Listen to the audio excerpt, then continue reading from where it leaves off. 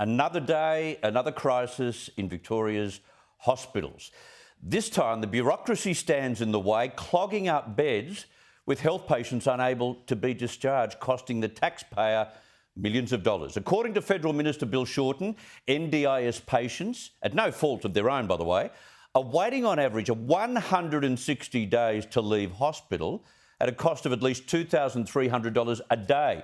Joining me now to discuss this and a whole lot more is Peter's wonderful Monday night panel, former Resources Minister and MP for Hinkler, Keith Pitt, and former Liberal MP and Sky News host Gary Hardgrave. Gentlemen, welcome.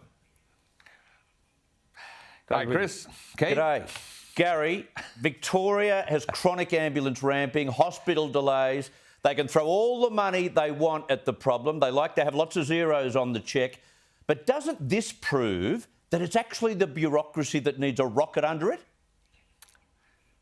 And they're not on their Pat Malone, Chris, because all around the country are similar stories. And look, I've been doing some work with one of the private sector providers of accommodation in NDIS, that's Cocoon's SDA, and I'll just simply make that point up front. And I know from them alone, this is private sector money to provide accommodation for NDIS recipients.